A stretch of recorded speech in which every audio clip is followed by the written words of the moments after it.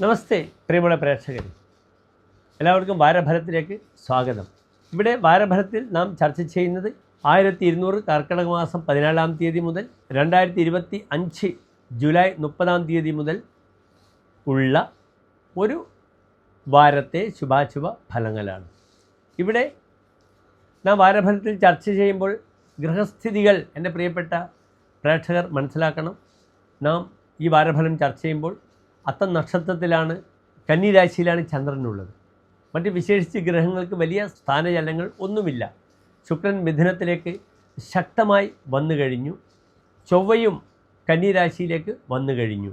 അതിനാൽ നാം ചർച്ച ചെയ്യുന്ന ഈ വാരഫലം ശുഭാശുഭങ്ങൾ മേടം മുതൽ മീനം വരെയുള്ള 12 രാശിക്കാർക്ക് എപ്രകാരം അവരെ സ്വാധീനിക്കുന്ന ശുഭാശുഭ ഫലങ്ങൾ പ്രദാനം ചെയ്യുന്നുവെന്ന വിഷയമാണ്. എല്ലാ പ്രിയപ്പെട്ട പ്രേക്ഷകർക്കും നമ്മുടെ യൂട്യൂബ് ചാനൽ ഡോക്ടർ മാരാർജിയിലേക്ക് സുസ്വാഗതം.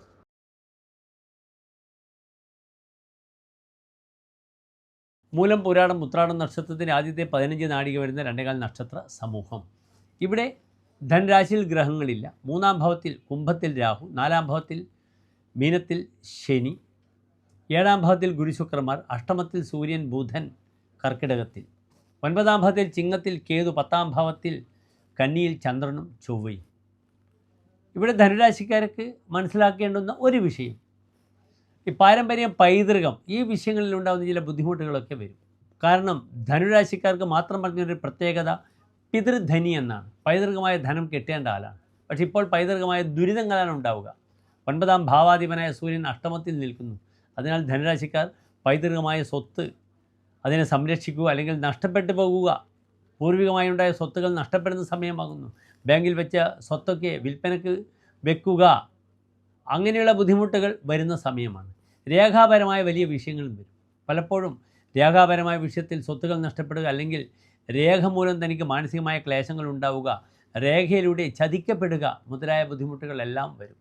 അഷ്ടമത്തിൽ സൂര്യൻ നിൽക്കുമ്പോൾ തന്നെ ഒരു ഫലം അതാണ്. തൻ്റെ പാരമ്പര്യം നോക്കാതെ അറിയാതെ ചില സൗഹൃദങ്ങളിൽ വരും. താൻ ആരാണ്, തൻ്റെ കുലം, തൻ്റെ മഹിമ, പാരമ്പര്യം ഇതൊന്നും അറിയാതെ ചില സ്ത്രീ വിഷയത്തിലൊക്കെ എടുത്തു ചാടിപ്പോകും. ക്രിയാലംബടസ്ഥ അഷ്ടമേക അഷ്ടഭാഗി വിദേശീയതാരാൻ ഭജത് വാപ്യ വസ്തു. താൻ ആഗ്രഹിക്കാൻ പാടില്ലാത്തത് ആഗ്രഹിക്കുക, എടുത്തു ചാടുക, എന്നിട്ട് കഷ്ടപ്പാടുകളിലേക്ക് പോകും ധനുരാശിക്കാർ ഈ ഒരു വാരം. അതിനാൽ വളരെ ശ്രദ്ധിക്കണം. സ്ത്രീ സംബന്ധമായ വിഷയത്തിൽ വളരെയധികം ജാഗ്രത പുലർത്തണം. സ്ത്രീകളിലൂടെ ബുദ്ധിമുട്ടുകൾ വരിക, അല്ലെങ്കിൽ പോലീസ് കേസുകൾ വരിക, കോടതിയിൽ പോകേണ്ടി വരിക, തൻ്റെ പ്രയാസം, തൻ്റെ പാരമ്പര്യത്തിനെ നശിപ്പിക്കുമ്പോൾ അച്ഛനും അച്ഛൻ്റെ ആളുകളൊക്കെ തൻ്റെ ശത്രുക്കളാവുക മുതലായ കാര്യങ്ങളൊക്കെ ധനുരാശിക്കാർക്ക് വരും. കർമ്മമേഖലയിൽ നല്ല ചില അനുകൂലമായ തീരുമാനങ്ങളും കാര്യങ്ങളും പലപ്പോഴും കടുംപിടുത്തത്തിൽ നിന്നൊക്കെ മാറിക്കൊണ്ട് മൈൽഡായ തീരുമാനങ്ങൾ കർമ്മമേഖലയിൽ വരുവാനുള്ള യോഗം കാണുന്നു. കർമ്മസ്ഥാനത്ത് ചൊവ്വയും ചന്ദ്രനും കൂടി ഒരു ലക്ഷ്മി യോഗം ചെയ്തു നിൽക്കുന്നുണ്ട്. വിവാഹ വിഷയത്തിൽ ദാമ്പത്യത്തിൽ സ്വസ്ഥത വേണ്ടത്ര ലഭിക്കണമെന്നില്ല. കാരണം 7-ാം ഭാവത്തിൽ ഗുരു വന്നാലും ശുക്രൻ വന്നാലും ദാമ്പത്യ വിഷയത്തിൽ അത്ര നല്ല ഫലം പറഞ്ഞിട്ടില്ല. 7-ൽ ശുക്രൻ വന്നാൽ പ്രിയ കലഹ അസ്തഗതേ സുരദേപ്സുഹു, തൻ്റെ പ്രിയമായിട്ട് കലഹിക്കുമെന്നാണ് ഫലം പറഞ്ഞിരിക്കുന്നത്. അതിനാൽ സ്ത്രീ സംബന്ധമായ വിഷയങ്ങളും ഭാര്യാവിഷയങ്ങളും ശ്രദ്ധിക്കുക. ഇവിടെ നിർബന്ധമായും അടുത്തുള്ള ക്ഷേത്രത്തിൽ, ശ്രീകൃഷ്ണ ക്ഷേത്രത്തിലായാലും മതി, ഭാര്യാഭർത്താക്കന്മാർ തമ്മിൽ ഐക്യമത്യ പുഷ്പാഞ്ജലി ചെയ്യുന്നത് വളരെ ഗുണമാണ്. അവിടെ വെണ്ണ നിവേദ്യം ചെയ്യുക, ഐക്യമത്യ പുഷ്പാഞ്ജലി സമർപ്പിച്ചാൽ ദാമ്പത്യത്തിലുള്ള ക്ലേശങ്ങൾ ഒരു പരിധിവരെ മാറാൻ സഹായകരമാകും. വെള്ളിയാഴ്ച ഗണപതിക്ക് നാളികേരം അടിക്കുക, അപ്രകാരം ദേവീക്ഷേത്രത്തിൽ വിളക്കുമാല പായസം വഴിപാടായി സമർപ്പിക്കുക.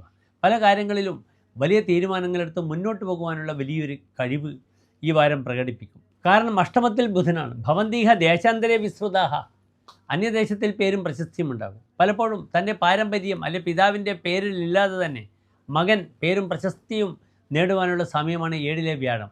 പിതൃതോദിക, തൻ്റെ പിതാവിനെക്കാളും പ്രശസ്തനാവും എന്നൊരു ഫലം പറഞ്ഞിരിക്കുന്നു. അവിടെ തൻ്റെ പാരമ്പര്യത്തെ മുറുകെ പിടിക്കാതെ തന്നെ തൻ്റെ രീതിയിൽ താൻ കാര്യങ്ങൾ നീക്കി ചടുലമായി നീങ്ങിക്കൊണ്ട് ഒരു വലിയ പ്രശസ്തി പത്രം ഉണ്ടാക്കാൻ സഹായകരമാകും 7-ലെ വ്യാഴം.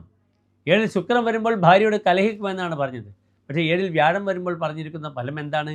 പിതൃതോദിക, തൻ്റെ പിതാവിനെക്കാട്ടും പേരും പ്രശസ്തിയും ഉണ്ടാക്കുമെന്നാണ്. അതിനാൽ ഇവിടെ നിർബന്ധമായും ധനുരാശിക്കാർ ദാമ്പത്യ ക്ലേശങ്ങൾ ശ്രദ്ധിക്കുക. കർമ്മമേഖലയിലുള്ള തടസ്സങ്ങൾ മാറാൻ നന്നായി തന്നെ പാനകം, തുളസിമാല, ഭാഗ്യസൂക്ത, പുഷ്പാഞ്ജലി, നരസിംഹ ക്ഷേത്രത്തിൽ വഴിപാടായി സമർപ്പിക്കുക. ഓം ലക്ഷ്മി നരസിംഹ മൂർത്തയെ നമഃ എന്ന പ്രാർത്ഥന വളരെയധികം ഉപകരിക്കും. അതിനുമപ്പുറം ശിവക്ഷേത്രത്തിൽ പിതാവിൻ്റെ പേരിൽ ധനുരാശിക്കാർ കൂവളമാല, ജലധാര, മൃത്യുഞ്ജയ, പുഷ്പാഞ്ജലി വഴിപാടായി സമർപ്പിക്കാവുന്നതാണ്. വളരെയധികം മാറ്റങ്ങൾ ധനുരാശിക്കാർക്ക് ഈ ഒരു വാരമുണ്ടാകും. വാഹനാപകടം ശ്രദ്ധിക്കണം. 4-ാം ഭാവത്തിൽ ശനിയും 10-ാം ഭാവത്തിൽ ചൊവ്വയുമാണ്. യന്ത്രം, മെഷീനറി മുതലായവ കൊണ്ട് കളിക്കുന്നവർക്ക് പാദങ്ങൾക്ക് പരിക്ക് വരിക, അല്ലെങ്കിൽ ഘനമുള്ള വസ്തുക്കൾ വന്ന് ബുദ്ധിമുട്ടിക്കുക, നീന്തലിലൂടെ ജലത്തിലൂടെ അപകടങ്ങൾ വരിക മുതലായവ ശ്രദ്ധിക്കുക. മറ്റു വലിയ ബുദ്ധിമുട്ടുകളൊന്നും തന്നെ ധനുരാശിക്കാർക്കില്ല. നന്ദി, നമസ്കാരം.